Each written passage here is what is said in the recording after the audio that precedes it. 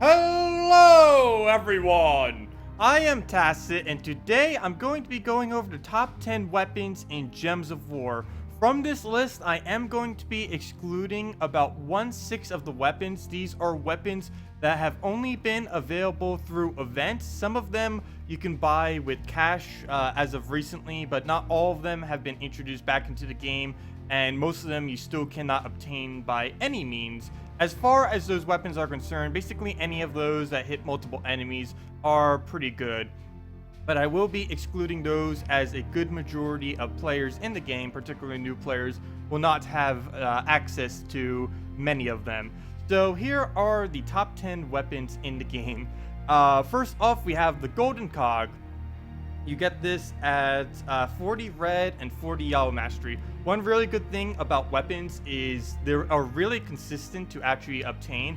Every single weapon, other than those event weapons, of course, every single other weapon is obtainable either from doing some kind of quest line, getting X amount of wins, or 250 wins, I mean, on classes, or just from reaching a certain mastery. And the Golden Cog is 40 red, 40 yellow mastery. It doubles an ally's armor. This would be a lot higher. The only reason it's pretty low is the only really viable troops you can use the Golden Cog with is either Rowan and or the Bombot, both of which are because they both have a really high scale on their armor. Of course, the Golden Cog doubles their armor. Rowan has a 2x bonus on her damage based on her armor, and the Bombot has a similar ratio of a 1-to-2, but it does it to 4 enemies, so it's still like a 2x ratio, just like Rowan. It still ends up doing just as much damage per armor than Rowan.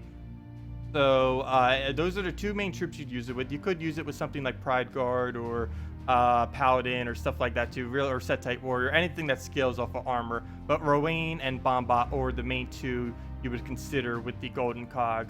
Next up on the weapons, we have Crude Club. Yes, the very first weapon you get in the entire game. One reason this is, or there's actually a lot of reasons why this is a really good weapon. For one, all you have to do is set your banner to at least +1 red, and you'll be getting the Crude Club up in one match, since it only takes a 4 mana cost. What also makes it really good, it is the cheapest mana cost weapon in the entire game. Not a single weapon has a lower mana cost than this. So if you wanted to build a team with 3 troops of using like 2 colors each, or just some mythics or something to do a bunch of colors, if you didn't want to block them too hard, you can just put a Crude Club hero up front, and you barely be blocking them. Just 1 red match and you're already done with getting your mana. Crude Club, especially early on, is really good for skipping turns, since you can get it up so early. You can just hold your Crude Club cast, and then when the board is about to give you something unfavorable, you can just use your Crude Club instead of taking the bad match on the board. It also scales really well. It has the highest mana cost to damage ratio in the entire game once you get to later game, or even fairly early it gets to that point, because as you can see, it's such a low mana cost but does a decent amount of damage. And this would actually be doing 31 damage too if I was using a red hero class. So it really has a lot of damage potential. Early on, you'd likely use it with the Warlord hero class that you get from Broken Spire, which would at level 20 would give you as much as 5 extra damage on it. So overall, a really effective weapon. And I definitely wouldn't advise, like early on, switching to the higher red weapons. Pretty much Crude Club, if you're going to use a red weapon, Crude Club is the one to go. Next up, we have the Phoenix Crossbow. If I'm not mistaken, you get this at only 6 green mastery, so fairly easy to obtain.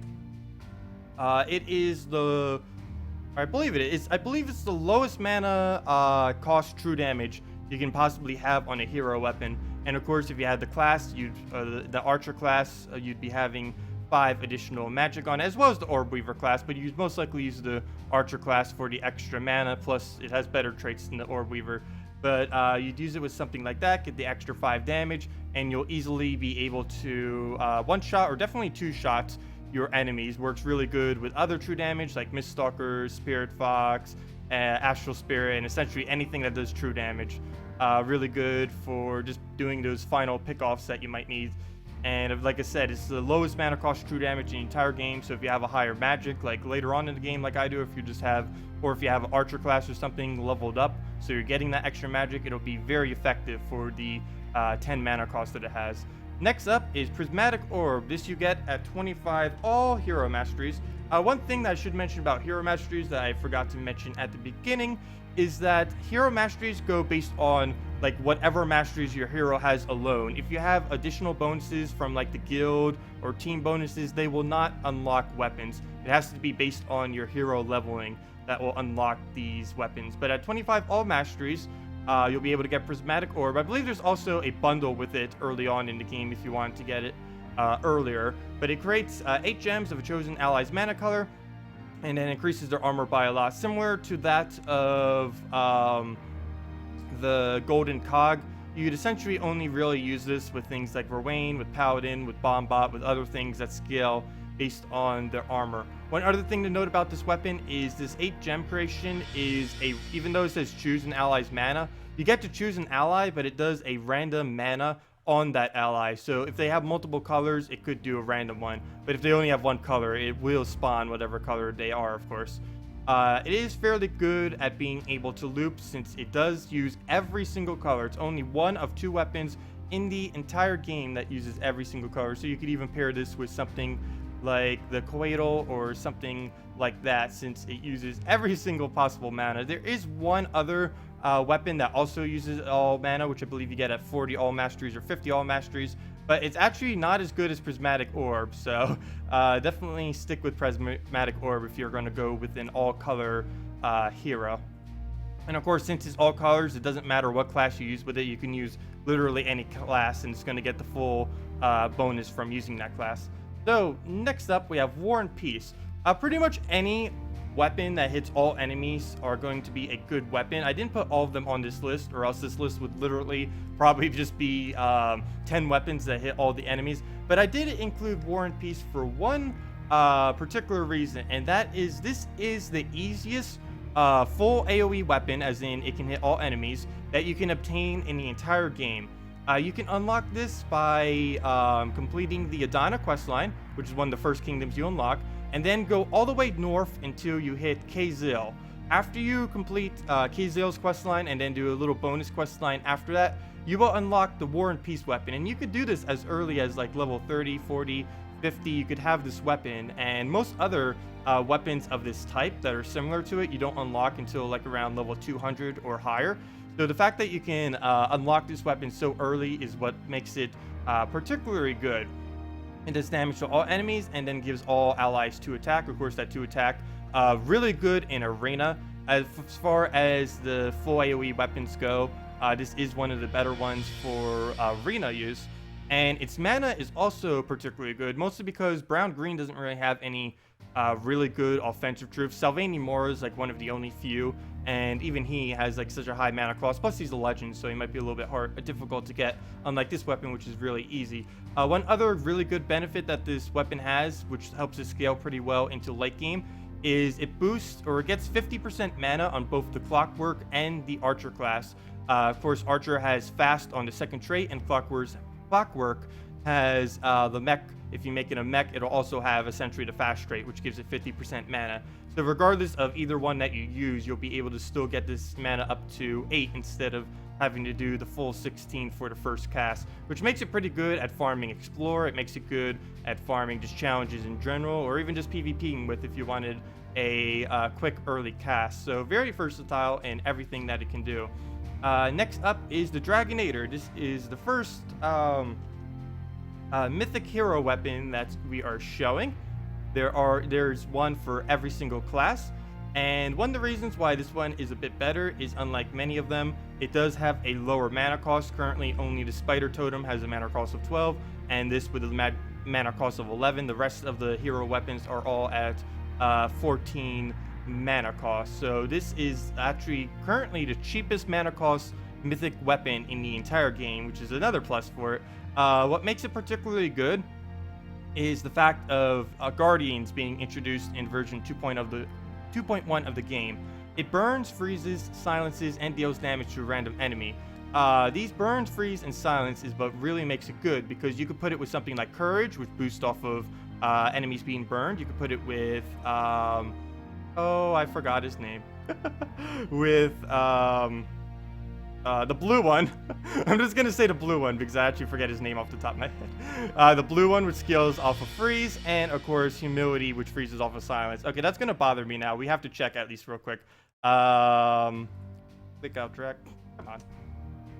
Don't just go to Guardians. Search, please. What? Oh, I'm on the hero. Duh. Justice is the one. Like I'll just show them here. They all have a 4 times boost ratio. Blue. The blue of Justice scales off of Frozen, Courage scales off of the Burning, and Humility scales off of the Silence. So none of them have any mana conflict. When using the Dragonator 8000, get off the Guardians. Searching, how does it work? When using it with 2 Guardians, it can be really effective. Then just use something like a Mythic Hero or just some other 2-mana troop to be able to displace the rest of your mana, and you'll be pretty good with the Dragonator with 2 Guardians. You'll be able to boost off of every single time you cast this, plus you're just going to be getting a lot of stats effects down. You're going to be getting a lot of damage down. This is actually the only thing in the entire game that can consistently do multiple stats effects like this. There is the Dragonetti, which was added to the Dragon's Claw Kingdom, but it's pretty inconsistent given the fact that it is 1 to 5 random ones. But if you just kind of wanted to completely like lock down your enemy and stats effects, Dragonator 8000 is actually still one of the really good alternatives. Plus, you could even put it with the Dragonator 8000 plus the Dragonetti, since they have no mana conflict, since the Dragonetti is green, purple. So a lot of things that you can do with this that don't have any mana conflict at all, like something like the Dragonator, Humility, Courage, and Dragonetti, you could do something like that, and that'd be kind of interesting how that would play out. Of course, you might want to put Humility first slot. But anyways, that's the Dragonator 8000. Quite versatile in what it can do. The Mang is a huge armor gainer, especially more towards the late game. It destroys an enemy's armor, deals damage to them, so that's essentially true damage since it won't have any armor after that. And then increases your attack by the amount of armor destroyed. As you can see, my hero right now has 69 armor. If someone was to use Mang on it, that would be a 69 attack increase for them. Plus, they do 30 damage to that HP.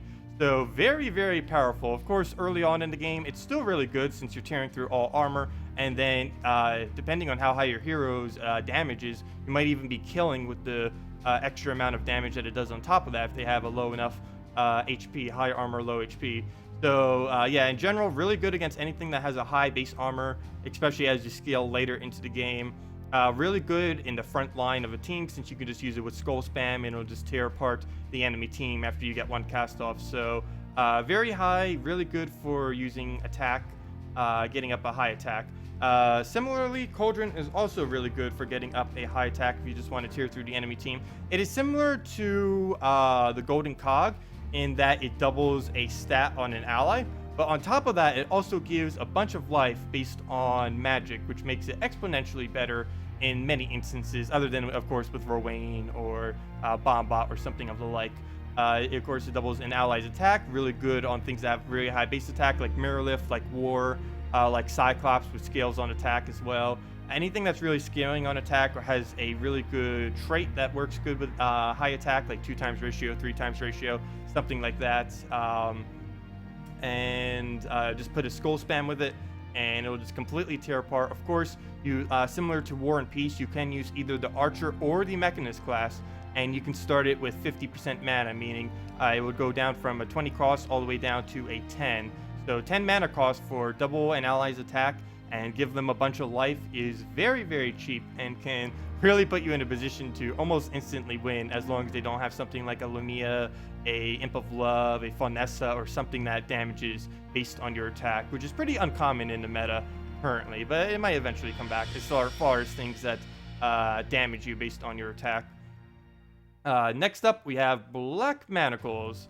Let's go to it real quick. Black Manacles. Oh, I haven't been saying what most of these come from. Mang is 40 red. Well, it's pretty much just whatever color is. Any legendary one is going to be coming whenever you get the color of it. Mang, of course, is red-brown, so it comes at 40 red, 40 brown. Cauldron is brown-green, so it's 40 brown, 40 green. Black Manacles is brown and purple, so it comes in 40 brown and 40 purple. Some of these, all of these that are like, come on, stop clicking. Oops, I just for a second showed it. Ignore that.